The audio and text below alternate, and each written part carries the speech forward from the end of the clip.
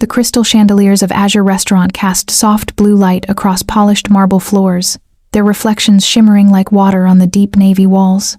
Diana Anderson adjusted her crisp white collar for the 4th time that evening, her hands trembling slightly, not from nerves about serving Chicago's most powerful clientele, but from the exhausting effort of making herself invisible. At 23, Diana had perfected the art of disappearing, moving through the elegant dining room like a whisper, eyes down, smile carefully neutral. She'd been working at Azure for 8 months now, grateful for a job that paid enough to cover her tuition at the university where she studied speech pathology and deaf education, though it barely left anything for her grandmother's mounting medical bills. Table 12 needs their champagne refilled, called Mrs. Chen, the head manager, her sharp eyes scanning the reservation tablet. And Diana, please don't forget that Mr. Benny prefers his water without ice. He sent it back twice last week. Diana nodded quickly, gathering the bottle of Dom Perignon that cost more than her entire monthly rent. David Benny. Even thinking his name made her pulse quicken with fear. She'd been assigned to his private corner table for 3 months now, and he'd never once acknowledged her existence beyond a curt nod or dismissive gesture. The dining room hummed with the muted conversations of people who never worried about student loans, about prescription costs, about whether they'd have enough left over for groceries after paying the electricity bill. Diana knew that other world too well. It was the world she'd been born into, the world of her deaf grandmother who'd raised her alone, teaching her sign language before she could speak. "Excuse me, miss." The voice was low, controlled, with an edge of authority that made Diana's shoulders tense instinctively. She turned to find David Benny standing closer than she'd expected, his steel gray eyes fixed on her with an intensity that made her breath catch. He was imposing, easily 6 feet tall, with dark hair swept back with precision and a tailored charcoal suit that probably cost more than her entire college semester. She had to tilt her head up to meet his gaze, those cold eyes that she'd watched from across the room for months, eyes that had never really seen her until this moment. "Your champagne, sir," Diana managed softly, her voice barely above a whisper. She lifted the bottle slightly, trying to ignore how the overhead light caught the sharp angles of his face, the hint of exhaustion beneath his impeccable appearance. "Not for me." David gestured toward the elderly man sitting at the table behind him, his voice softening almost imperceptibly. "My father. He's been trying to order for the past 10 minutes. Diana's gaze shifted to the man, and her heart clenched with instant recognition. Mr. Benny Robert, Mr. Ben, as she'd heard others call him, was probably in his late 70s, with silver hair and kind brown eyes that held a lifetime of stories. He was making subtle gestures with his hands, his face creased with frustration as a younger waiter stood nearby, nodding awkwardly and clearly not understanding a single thing. Without thinking, Diana set the champagne bottle on the nearest service table and approached Mr. Ben, her training overriding her paralyzing shyness. "Good evening, Mr. Robert," she signed, her hands moving with practiced grace despite their trembling. "My name is Diana. How may I help you this evening?" The elderly man's face transformed completely, his eyes widening with shocked delight before his entire expression lit up with joy. "You sign?" His hands responded, moving quickly with obvious relief. "I've been coming here for months. You're the first person who's ever spoken to me in my own language." Behind her, Diana felt the weight of David Benny's stare, intense and unreadable. The entire corner of the restaurant had gone quiet, other staff members frozen in place, watching this unprecedented scene unfold. Mrs. Chen stood near the kitchen entrance, her mouth slightly open, but Diana only saw Mr. Ben, whose hands were already moving again, telling her about the menu, asking questions about ingredients, sharing a small joke about the pretentious descriptions. For the first time in 8 months at Azure, Diana forgot to be invisible. She forgot to be afraid. She simply communicated, her hands dancing in the air, bringing a smile to an isolated man's face. She had no idea that this single act of compassion had just shattered every carefully constructed wall she'd built around herself. She had no idea that David Benny was watching her with a mixture of suspicion, gratitude, and something far more dangerous. She had no idea that by seeing his father, truly seeing him, she'd just stepped into a world where kindness could be as deadly as it was rare. If you're already invested in what happens next, if you're wondering whether Diana will find the courage to step out of the shadows, or if Mr. Desaya, Ben, will finally find the connection he's been missing, then subscribe now so you never miss a moment of this story. You'll get every new chapter delivered directly to you, plus access to other powerful stories about ordinary people doing extraordinary things. The Friday evening rush had transformed Azure into a symphony of clinking crystal and hushed conversations, every table occupied by Chicago's elite. Diana moved between them like a shadow, refilling water glasses and clearing plates with mechanical precision, her mind practicing the words she'd need to say when checking on table 7. She'd been rehearsing the simple phrase for 20 minutes. "How is everything this evening?" Just 5 words, but they felt like climbing a mountain. Then she saw him. Mr. Ben sat at his usual corner table, his hands moving in careful, deliberate gestures toward the young waiter hovering nearby. The waiter, Marcus, wore a strained smile that didn't reach his eyes, nodding enthusiastically while clearly understanding nothing. Mr.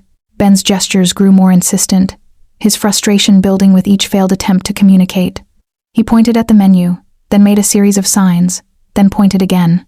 "Yes, sir, absolutely," Marcus said brightly, backing away. "I'll check on that for you right away." Diana watched Mr. Ben's shoulders sag, watched him close the menu, and fold his hands in his lap with the resignation of someone accustomed to being misunderstood. Across from him, David Benny sat with controlled stillness, his jaw tight, exhaustion evident in the shadows beneath his eyes. He'd been watching his father's struggle in silence, and something in his expression made Diana's chest ache. Her hands were shaking, her pulse hammered in her ears. Every instinct screamed at her to look away, to stay invisible, to let someone else handle it. But her grandmother's face flashed through her mind. All those years of isolation before Diana had learned to bridge the gap, and suddenly her feet were moving. She crossed the dining room floor, each step an act of war against her own anxiety. The champagne bottle felt heavy in her trembling hands as she approached the table. "Good evening, Mr. Robert," she signed, her hands moving before her voice could fail her. "My name is Diana. How may I help you tonight?" Time seemed to stop. Mr. Ben's head snapped up, his eyes widening with such shock that for a moment Diana feared she'd made a terrible mistake. Then his entire face transformed, a smile breaking across his features like sunrise, his eyes suddenly bright with moisture. "You sign?" His hands responded, rapid and eager. "You actually sign? I thought I was invisible here." "You're not invisible to me, sir," Diana signed back, her own anxiety melting away in the familiar rhythm of ASL. "What would you like this evening?" Behind Mr. Ben, David Benny had gone absolutely still, his gray eyes locked on Diana with an intensity that should have terrified her. Around them, the restaurant had fallen into stunned silence. Mrs. Chen stood frozen near the kitchen entrance. Other servers had stopped mid-step, watching this impossible scene unfold. But Diana only saw Mr. Ben, whose hands were moving quickly now, telling her about his dietary restrictions, asking about the preparation of the salmon, making a self-deprecating joke about getting old and needing to avoid salt.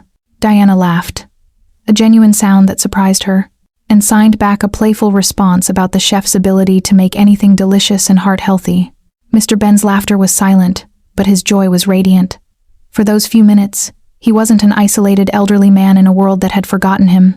He was simply a person, having a conversation, being truly seen. When Diana finally glanced at David Benny, she found him staring at her with an expression she couldn't read, something between suspicion and wonder, gratitude and calculation. His dark eyes never left her face, even as she took Mr. Ben's order with trembling hands, even as she promised to personally ensure his meal was prepared exactly right. She'd broken her invisibility. And somehow, everything had changed. 3 days after the incident with Mr. Ben, Mrs. Chen approached Diana during the pre-shift meeting with an expression that made her stomach drop. "Mr. Benny has requested to see you. 3rd floor, private office, now." Diana's hands went cold. She'd been replaying that Friday evening in her mind constantly, wondering if she'd overstepped, if her moment of courage had been a catastrophic mistake. The walk up the marble staircase felt like climbing toward her own execution, each step heavier than the last. She'd never been to the 3rd floor before. Most staff hadn't. It was reserved for Azure's owner and special guests, people who controlled things beyond menus and reservations. The office door was already open. David Benny stood by the floor-to-ceiling windows, his back to her, hands clasped behind him as he surveyed the Chicago skyline. The late afternoon sun cast him in silhouette, making him seem even more imposing than usual. "Come in, Miss Anderson. Close the door." His use of her full name sent ice through her veins. She'd never told him her last name. Diana stepped inside, her legs threatening to give out, and pulled the door shut with a soft click that sounded like a cell locking. "Diana Marie Anderson," David said without turning. 23 years old. Speech pathology major at Northwestern. specializing in deaf education. You work double shifts here on Thursdays, Fridays, and Saturdays. Single shifts on Tuesdays. You live in a studio apartment in Pilsen with your 68-year-old grandmother, Margaret Anderson, who has been profoundly deaf since birth. He finally turned, his gray eyes meeting hers with unsettling directness. You have $32,000 in student loans. Your grandmother has $18,000 in medical debt, and you're 3 months behind on rent. Should I continue? Diana couldn't breathe. Her carefully constructed life had just been stripped bare, examined, catalogued by this man who existed in a world where information was currency and secrets were weaknesses. I'm not. She started, her voice barely a whisper. I didn't mean to. Specialized skills make me suspicious, Miss Anderson. In my world, people with unusual abilities usually have unusual reasons for being where they are. David moved away from the window, each step deliberate. So I had you investigated. Very thoroughly. Diana's knees actually buckled slightly. She grabbed the back of a nearby chair for support. Your record is spotless, David continued, his tone impossible to read. Painfully boring, actually. No criminal associations, no debts to dangerous people, no hidden agendas. Just a terrified young woman working herself to exhaustion to take care of her grandmother and finish school. He paused, something shifting in his expression. And then I watched you with my father. The change in his voice was subtle but unmistakable, the hard edges softening just slightly. My father smiled more in the past 3 days than in the past 3 years. He's requested you specifically for every meal. He asked me yesterday when you'd be working again, with more animation than I've seen since my mother died. David's jaw tightened. My father has been isolated in silence while surrounded by people who smile and nod and understand nothing. You gave him his voice back in 5 minutes. Diana stared at him, confused and terrified in equal measure. I have a proposition for you, David said, returning to the window. I'll pay you $5,000 per week to be my father's companion during our family dinners here. 2 evenings a week, 3 hours each. You'll sit with him, interpret for him, include him in conversations, make him feel less alone. $5,000 per week. Diana's mind reeled. That was more than she made in 2 months at Azure. Diana's throat was dry. Every instinct screamed that accepting money from David Benny was stepping into quicksand, but her grandmother's face flashed through her mind. The eviction notice on their door, the medical bills stacked on their tiny kitchen table. Why? She managed to ask. David was quiet for a long moment. Because he's my father, and I can't give him what you can. Diana closed her eyes. She thought about her grandmother, about student loans, about the desperate mathematics of poverty. She thought about Mr. Ben's joyful smile, his eager hands signing stories about Sicily. I'll do it, she whispered. David turned, his expression unreadable. Good. You start tomorrow evening. 7 o'clock. Don't be late, Miss Anderson. As Diana left the office on shaking legs, she had no idea she'd just agreed to much more than dinner conversation. She'd just stepped into the orbit of a dangerous man, and nothing would ever be the same. The Tuesday evening dinners became Diana's new reality, and with them came an unexpected transformation. Mr. Ben, who had spent months as a silent fixture at Azure, bloomed like a plant finally given sunlight. His hands moved constantly now, telling stories with an enthusiasm that made Diana's heart ache for all the years he'd spent locked in isolation. In Palermo, when I was a boy. He signed during their 3rd dinner together, his eyes bright with memory. My grandmother kept chickens in the courtyard. I would sneak eggs to sell at the market, thinking I was so clever. She knew the entire time but let me feel like a little businessman. His laugh was silent, but his whole body shook with it. Diana found herself genuinely smiling, her earlier anxiety fading into something warmer. Mr. Ben pulled out his phone, scrolling through photos until he found an old one. The colors faded. A young boy with dark curls grinned at the camera, holding a soccer ball, his eyes full of innocent mischief. David? Diana signed, surprised. Before. Mr. Ben signed simply, and the single word carried the weight of loss. Before his mother died. Before he had to become what he is. Diana glanced across the table where David sat with 3 men in expensive suits, discussing something in low tones. As if sensing her gaze, his eyes shifted to her briefly, unreadable as always, before returning to his associates. But over the weeks, Diana began noticing things. The way David always positioned himself between his father and the restaurant entrance, a subtle shield. How he'd pause mid-conversation if Mr. Ben needed something, attending to his father's comfort before returning to business. When Mr. Ben repeated the same story about his grandmother's chickens for the 4th time, David never showed impatience, just listened with quiet attention. "He carries too much, mister," Ben sighed one evening, watching his son across the table. "I wish I could take some of the weight from his shoulders. But this life, it doesn't let go easily." Diana was beginning to understand that David Benny wasn't the monster she'd imagined. He was something more complicated, a man trapped between devotion to his father and the violent world he'd inherited. She also began noticing Victor Kane. David's underboss was always present at these dinners, positioned at David's right hand like a shadow. He was handsome in a sharp, calculated way, with sandy hair and a smile that appeared frequently but never quite reached his pale blue eyes. When Diana first started joining the table, Victor had been superficially polite. "How wonderful that Mr. Ben has found such a lovely companion," he'd said, his tone pleasant but his eyes assessing her like a potential threat. As the weeks passed, Victor's politeness acquired edges. He'd interrupt Mr. Ben mid-story, leaning forward to speak to David about business matters that couldn't wait. He'd physically step between Diana and Mr. Ben when they were signing, forcing them to adjust their positions. His compliments about Mr. Ben's improved mood always sounded faintly mocking. "Your father seems very animated tonight," Victor said during their 5th dinner, his smile not matching his tone. David's eyes had gone cold. "My father deserves attention, Victor. He's not a piece of furniture." "Of course not," Victor agreed smoothly, but something flickered behind his expression, something that made Diana's instincts prickle with warning. Mr. Ben noticed too. "That one," he signed to Diana when Victor stepped away, "has always smiled with his mouth but not his heart." Even when David was a boy, Victor would pretend to care, but his eyes were always calculating. "I never trusted him."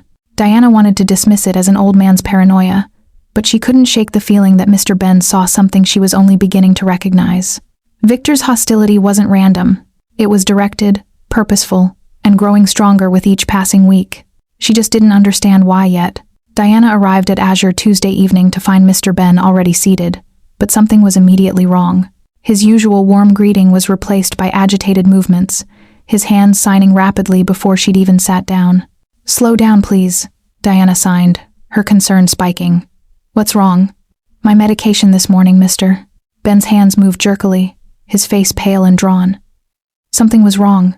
Made me so dizzy I couldn't stand. Nauseous. My heart was racing. I thought I was having an attack." Diana's medical training kicked in instantly. "Which medication? When did you take it?" "The blood pressure pills. The ones I take every morning. Same bottle, same pills I've taken for years. But today," he pressed a hand to his chest, "today they made me sick." "Do you have the bottle with you?" Diana asked, her pulse quickening. Mr. Ben pulled it from his jacket pocket, hands shaking slightly. Diana examined it carefully. The prescription label was correct. The dosage matched what Mr. Ben had told her about his regimen over their weeks together. But something felt wrong, an instinct she couldn't name making the hair on her neck stand up. She glanced toward David, who was reviewing something on his phone, waiting for their dinner to begin. Every fiber of her being screamed not to bother him, to stay invisible. But Mr. Ben's pale face and trembling hands overrode her fear. "Mr. Benny," she said quietly, approaching him. "May I speak with you privately? It's about your father." David's eyes snapped to hers, then immediately to Mr. Ben. He rose without a word, following her to a quiet corner. "Your father says his medication made him sick this morning. Severely. Dizziness, nausea, rapid heartbeat." Diana held out the bottle. "I think something might be wrong with it." David barely glanced at the bottle. "He's 78, Miss Anderson. Sometimes older people get confused about." "He's not confused." Diana's voice was firmer than she'd ever used with him. "Mr. Ben is sharp and clear. He knows his medications better than most pharmacists. He's been taking this exact prescription for years. Something was wrong today." David's expression hardened. "You're making a serious accusation." "I'm expressing a serious concern," Diana countered, surprised by her own boldness. "Please, just have it tested. Rule it out if I'm wrong, but what if I'm not?" Something shifted in David's face, a calculation happening behind his eyes. He took the bottle from her hand. "Wait here." He made a call, speaking in low tones, then returned to the table where Mr. Ben sat looking increasingly worried. Diana watched as David signed something to his father, his movements careful and reassuring. Mr. Ben nodded, handing over the medication bottle. 2 hours later during dessert, David received a phone call. Diana watched the blood drain from his face as he listened, his knuckles white around the phone. When he ended the call, his eyes found hers across the table with an intensity that made her breath catch. He excused himself from his associates and approached where Diana sat with Mr. Ben. His voice was controlled, but she could hear the rage beneath it. The pills were tampered with, laced with a substance that would have caused cardiac arrhythmia in someone with my father's condition. The dosage was calculated. It would have looked like natural causes. Diana's hands went cold. Mr. Ben, reading David's lips, went absolutely still. Someone in my inner circle did this, David continued, his jaw tight. Someone with access to my father's home, his medication, his routine. His eyes met Diana's. You just prevented a murder, Miss Anderson. The weight of those words settled over the table like a shroud. Across the room, Victor Kane was laughing at something one of the other men said, completely unaware that everything had just changed. Diana looked at Mr. Ben's frightened face and realized that her simple act of caring had just pulled her into something far more dangerous than she'd ever imagined. Someone wanted this kind, lonely man dead, and now she was the only thing standing between Mr. Ben and whoever was hunting him. Within 24 hours, everything changed. David had Mr. Ben's medication secured as evidence, increased his father's security detail, and then made a decision that left Diana reeling. I'm moving my father to a secure location, David told her in that same third-floor office where this had all begun. Somewhere no one knows about. Somewhere I can control every access point. He paused, his eyes holding hers. I want you to go with him. Diana's immediate instinct was to refuse. Mr. Benny, I can't just leave. My grandmother needs me. I have classes. Your grandmother will be taken care of. I'll have someone stay with her, cover all her medical expenses while you're gone. Your professors will be contacted with a family emergency excuse. David's tone was absolute. I can't trust my usual people right now. Someone in my inner circle tried to kill my father. But you have no connection to my world, no reason to want him dead, and he trusts you. For how long? 1 week, maybe less. Just until I identify the threat and eliminate it. Diana's hands were shaking. This was insane. This was stepping fully into a world she'd spent her entire life avoiding. But then Mr. Ben appeared in the doorway, escorted by 2 men Diana had never seen before, and the elderly man's frightened eyes found hers immediately. Please, he signed, his hands trembling. You are the only one who truly sees me. I feel safe with you. Please don't leave me alone with strangers who can't hear me. Diana's resistance crumbled. She looked at this kind man who'd become more than a client, who'd shown her pictures of his grandson, and taught her Italian signs, and made her laugh with stories of Sicily. How could she abandon him now? 1 week, she agreed quietly. The safe house was nothing like Diana expected, nestled on a private lakeside property an hour outside Chicago. It was beautiful, all windows and light. Warm wood and comfortable furniture that felt lived in rather than sterile. Carlo, the head of David's personal security team, was a bear of a man with kind eyes who treated Diana with surprising respect. Mr. Benny chose well, Carlo said as he showed her to her room. His father needs someone who sees him as a person, not a liability. Over the following days, Diana witnessed a side of David she'd never imagined existed. He visited every morning and evening, spending hours with his father, playing chess, watching old Italian films, simply sitting together in comfortable silence. The cold, intimidating crime boss she'd feared at Azure became a devoted son, patient and gentle, carrying the weight of protecting his father with visible exhaustion. He was different before, Carlo told Diana one afternoon while Mr. Ben napped. Before his mother died, before he had to take over the family business. David never wanted this life. But when his father started losing his hearing, when the old network began to see weakness, David became what he had to become to keep them all safe. Diana watched David that evening, saw the tension in his shoulders, the shadows under his eyes. He was hunting a traitor among people he'd trusted, knowing that one wrong move could trigger a war. You really care about them, she said quietly when Mr. Ben had gone to bed.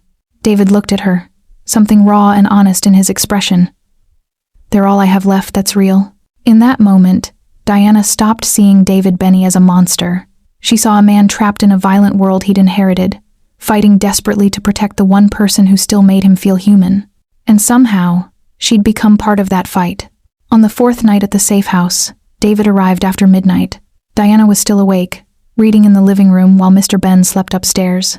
She heard the car on the gravel drive, saw the headlights sweep across the windows, and knew immediately something had changed. David entered looking like he'd aged a decade. His tie was loosened, his usually immaculate hair disheveled from running his hands through it. He carried a tablet and a bottle of whiskey, setting both on the coffee table with controlled precision that barely masked his fury. "I found him," David said quietly, pouring himself a drink with steady hands that betrayed nothing of the rage Diana could see in his eyes. "The person who tried to kill my father." Diana set her book aside, her heart hammering. "Who?" "Victor Kane." David's voice was flat, emotionless in the way that suggested he was holding back something volcanic. "My underboss, my oldest friend. The man who stood beside me at my mother's funeral and swore he'd always have my back." He opened the tablet, turning it toward Diana. She saw encrypted messages, financial records, timestamps that painted a devastating picture. "My tech expert, someone Victor doesn't know exists, broke into his communications 3 hours ago." David's jaw tightened. "Victor has been working with the Castellano family for 8 months. They promised him control of my territory in exchange for destabilizing my organization from within." Diana scanned the messages, her blood running cold. The plan was meticulous, calculated. Eliminate Mr. Ben using methods that would appear natural. Wait for David's grief to make him vulnerable.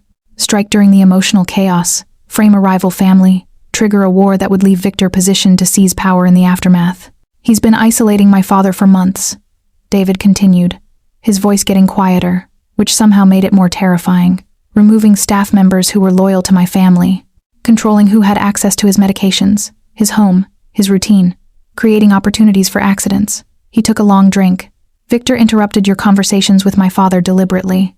He was trying to keep my father isolated, keep him depressed and withdrawn. A lonely old man dying in his sleep raises fewer questions than a happy one. Your intervention disrupted everything," David said, finally meeting her eyes. "My father became engaged, alert, happy. Too many people noticed the change. Poisoning him became riskier. Victor had to accelerate his timeline, got sloppy. If you hadn't been there, if you hadn't insisted something was wrong." He didn't finish the sentence. Diana looked at the evidence, the cold calculations of a man who'd planned to murder someone's father for power and money. "What are you going to do?" "That's the problem." David set down his glass. "Victor has loyalists, people who've worked with him for years, who trust him more than they trust me. If I move against him directly without irrefutable public proof, I risk splitting my organization in half. Internal war. Innocent people caught in the crossfire. So you do nothing?" "So I'm careful." David's eyes were hard. "Victor doesn't know he's been discovered. He thinks he's still in control, still trusted. I need to use that. I need to let him make his move, expose himself completely, in front of witnesses who can't deny what he is." Diana saw the pain beneath David's controlled exterior, the betrayal cutting deeper than any physical wound. Victor hadn't just threatened his father. He destroyed decades of friendship, trust, and loyalty. He'd proven that in David's world, even your oldest friend could be your executioner. "I'm telling you this because you're involved now whether you want to be or not," David said quietly. "Victor knows you're the one who noticed the medication was wrong. You're a threat to him. When he moves again, and he will, you'll be in danger too." Diana's hands went cold, but she met his gaze steadily. "Then tell me what I need to do." Victor made his move on the 6th day. David received a message that appeared friendly, conciliatory, almost apologetic. A suggestion for a family reconciliation dinner at Azure, where everything had started, where David traditionally felt most comfortable. A gesture of goodwill, Victor called it. A chance to clear the air and reaffirm their brotherhood. David read the message to Diana in the safe house living room, his expression grim. "He's accelerating, getting desperate." "You're not actually going," Diana said, though she already knew the answer. "I am. My father and I both." David set down his phone. "Victor's surveillance tells him we've been away, that my father's been in protective isolation. He'll use this dinner as proof that I'm paranoid, that I'm seeing threats where none exist. He's positioned it perfectly, public setting, witnesses everywhere, my father present. When Mr. Ben dies, it'll look like a tragic medical emergency. Natural causes. Victor will be there to support me through my grief, to help hold everything together while I fall apart. Except you know it's coming. Except I know it's coming." David's smile was cold. "My tech expert intercepted communications this morning. Victor has bribed 2 kitchen staff members. He's positioned his loyalists throughout the restaurant as diners. He's planned every detail." Diana felt ice in her veins. "Then why walk into it?" "Because it's the only way to expose him completely. I need witnesses. I need his own people to see what he really is." David turned to her. "That's where you come in. You'll be serving our table personally, You're the only person in that entire restaurant I trust absolutely." Diana's hands started shaking. The old instinct to refuse, to run, to hide rose up powerfully. But then she thought of Mr. Ben upstairs, practicing the new Italian phrases he wanted to teach her, showing her more pictures of David as a child. "I'm offering you a way out," David continued quietly. "Right now. I'll give you $50,000, enough to cover your grandmother's care for years. Pay off your debts. Finish school anywhere you want. Carla will take you to the airport tonight. You can start over somewhere Victor can never find you." Diana looked at him for a long moment, this complicated man who'd become more than the monster she'd once feared. Then she thought of Mr. Ben, who'd told her just yesterday that she reminded him of his late wife, kind, brave, with a good heart. The old Diana, the invisible waitress who practiced conversations in her head and trembled when taking orders, would have taken the money and run. But that Diana had died the moment she'd approached a deaf man being ignored and decided he deserved to be seen. "Mr. Ben sees me as family," Diana said, her voice steady despite her racing heart. "I won't abandon him. Tell me what I need to do." Something shifted in David's expression, respect, gratitude, and something deeper she couldn't quite name. "You understand the risk? If something goes wrong, if Victor suspects you know." "I understand." Diana met his eyes. "But I also understand that sometimes the most dangerous thing you can do is care. And it's also the most worthwhile." David was quiet for a moment, then nodded. "Carlo will brief you on the plan. You'll wear an earpiece. Stay in constant communication. The moment you see anything suspicious, any signal between Victor and the kitchen staff, you alert us immediately. And then we spring the trap." David's smile was sharp and dangerous. "Victor thinks he's the hunter. Tomorrow night he'll discover he's been the prey all along." Diana took a deep breath, committing herself fully to a path she could never have imagined walking 6 weeks ago. Tomorrow night at Azure, surrounded by Chicago's most dangerous men, she would help expose a murderer. And somehow, she wasn't afraid anymore. Azure had never looked more beautiful or more dangerous.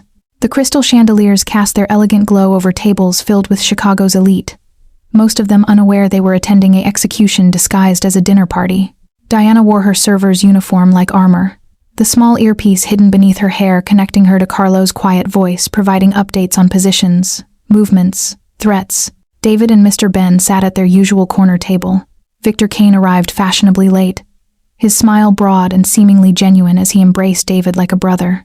Diana watched that embrace and felt sick, knowing the betrayal hidden behind it. "To family," Victor announced, raising his wine glass as appetizers were served. "To loyalty, to the bonds that can never be broken." His eyes swept the room, landing briefly on Diana with something cold and calculating before moving on. "We've had our tensions lately, but tonight we remember what matters most." The toast was met with murmured agreement from the assembled men. Mr. Ben, sensing the tension despite not hearing the words, kept his hands folded tightly in his lap. Diana stood nearby, hyper-alert, watching everything. The main course arrived. Diana's heart hammered as she watched the kitchen staff member Victor had bribed, a young man named Marcus, deliver plates to their table. As he set down Mr. Ben's plate, Diana caught the subtlest nod from Marcus toward Victor, a signal so quick most people would have missed it. Victor's return nod was equally brief. Confirmation. Diana had seconds. Mr. Ben was reaching for his fork, his movements slow and careful. Time seemed to compress. Diana moved forward, following the plan, but her foot caught the table leg with more force than rehearsed. She stumbled dramatically, her hand shooting out to catch herself, instead catching the edge of Mr. Ben's plate and sending it flying. The crash of shattering porcelain echoed through the sudden silence. Food scattered across the marble floor. Every eye in the restaurant turned toward them. Diana saw Victor's expression for just a split second before he controlled it. Pure rage, quickly masked by concern. "How clumsy," he said smoothly. "Are you all right, miss?" But David was already standing, his voice carrying absolute authority through the quiet room.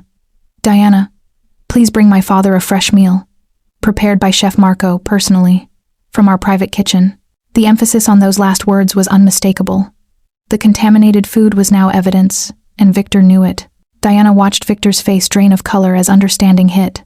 Around the room, his loyalists began moving subtly toward exits, but David's hidden security was already moving faster, blocking doors with practiced efficiency. "Stay with me," Diana signed urgently to Mr. Ben, whose frightened eyes darted between his son and Victor. "Trust David. Danger." Mr. Ben's hand found hers, gripping tightly. Victor stood slowly, his hand moving toward his jacket. "David, you've become paranoid. This is embarrassing." "Don't." David's voice was ice. "Don't insult me by pretending." Victor's hand emerged, holding a weapon. Several of his loyalists rose, backing their leader, uncertainty written across their faces. "You're endangering this family with your suspicions," Victor said, his desperation showing now. "Someone needs to stop you before." Diana moved without thinking, positioning herself between Victor's gun and Mr. Ben. Her hands were steady as she signed to the terrified elderly man. "Close your eyes. You're safe. I promise." "Victor Kane," David's voice cut through the tension like a blade. "You poisoned my father's medication. You communicated with the Castellanos. You planned his murder to destabilize my organization and seize power." The restaurant screen suddenly blazed to life. Carlo had been waiting. Encrypted messages scrolled across every surface. Financial transfers, detailed plans, irrefutable evidence of months of systematic betrayal. The room erupted.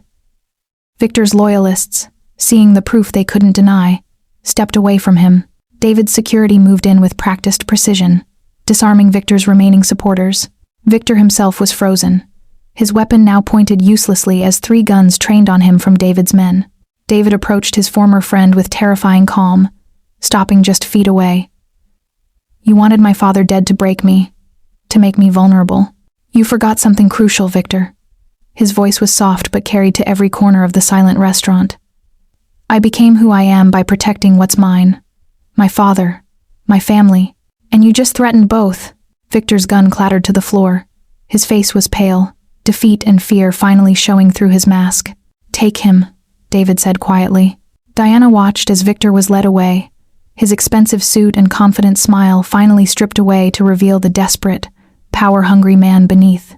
Around the room, Victor's former loyalists sat in stunned silence, realizing how close they'd come to backing the wrong side. David turned to his father, kneeling beside his chair and signing with gentle hands. "You're safe now. It's over." Mr. Ben's eyes were wet as he signed back.